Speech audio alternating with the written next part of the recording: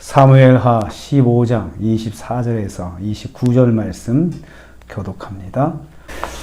오늘 말씀은 광야로 도망하던 다윗이 따라온 제사장들과 레위인들을 돌려보내는 것을 내용으로 하고 있습니다. 다윗이 언약궤를 메고 사독과 레위인들을 만났다고 24절에 말씀하고 있습니다. 사독은 대제사장인 아비아달의 부관입니다. 대제사장과 가장 가까운 데서 궤를 모시는 사람입니다. 아비아달의 명령으로 사독의 지휘 아래 레위인들이 언약궤를 메고 다윗을 따라온 것입니다. 그러니까 영적 지도자들이 압살롬의 반란 상황 속에서도 도망하는 다윗을 지지하고 따라온 것입니다. 우리는 다윗 왕 아래에서 우리가 제사장 하고 싶습니다 하는 그 의지를 보인 것이죠. 생명을 거는 선택이거든요. 그런데 다윗이 그들을 만나면서 얼마나 기뻤겠습니까? 영적인 측면에서 다윗은 든든한 지원자를 두게 된 것입니다. 언약궤로 하나님의 뜻을 물을 수 있는 그런 상황이기 때문에 그렇습니다. 그러니까 언약궤가 어디 있느냐가 그 왕적인 정통성을 인정받을 수 있는 거거든요. 그러니까 하나님께서 함께 하신다, 이것을 보여줄 수 있는 참 좋은 기회거든요. 다윗에게 영적인 위로가 되는 상황이 지금 펼쳐지고 있습니다. 다윗은 궁지에 몰렸지만 영적인 지도자들의 지지를 받고 있는 것을 볼 수 있습니다. 이것도 하나님의 은혜라고 생각을 합니다. 그 반란의 상황 속에서 많은 백성들이 다윗을 따라오고 또 영적 지도자들도 다윗을 등지지 않고 따라갈 수 있도록 그런 마음을 갖도록 하신 것입니다.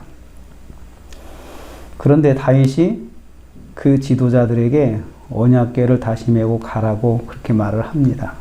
25절 26절입니다. 다윗은 하나님의 궤를 성읍으로 다시 메고 가라고 그렇게 말합니다. 언약궤의 안전 때문입니다. 도망다니는 상황이니까 언약궤가 천천히 갈수록 메고 걸어가야 되거든요. 안전하게 천천히 가야 되는데 그렇게 되면은 막 급하게 뛸 때도 있을 것이고 이러니까 언약궤의 안전에 문제가 있으니까 다윗은 좋지만 그렇다고 언약궤를 험한 상황에 둘 수는 없었던 것입니다. 그리고는 이렇게 말합니다. 여호와 앞에서 은혜를 입으면 다시 보리라, 이렇게 말을 합니다.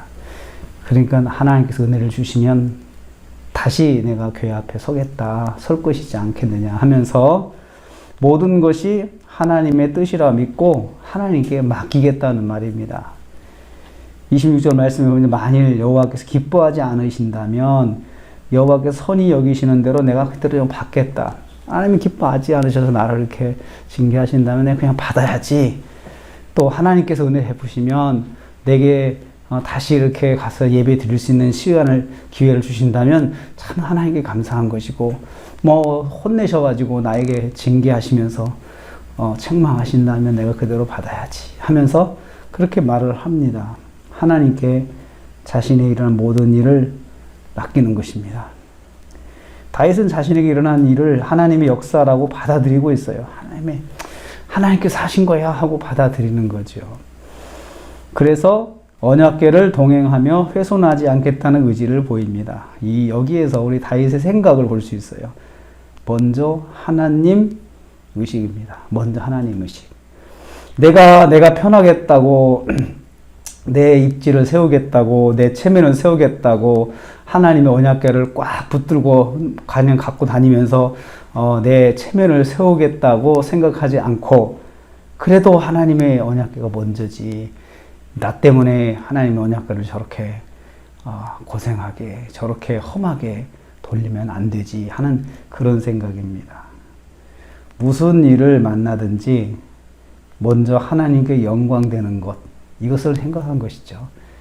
이것이 우리 성도가 또 본받아야 할 것입니다. 먼저 하나님의 영광입니다. 세 번째로 다윗은 하나님의 궤를 예루살렘으로 보냈다 했습니다. 진짜로 보냈습니다. 말로만 한 것이 아니고 진짜 가도록 자기가 주도해서 말을 했습니다. 27절 말씀 보니까요. 다윗은 제사장 사독에게 말합니다. 선견자답게 제사장의 아들과 함께 예루살렘으로 돌아가라고 했습니다. 난리 중이지만 이럴 때일수록 제사장의 직무를 다하라는 것입니다. 당신은 선견자답게 행동을 해야 된다. 이렇게 말을 한 것입니다.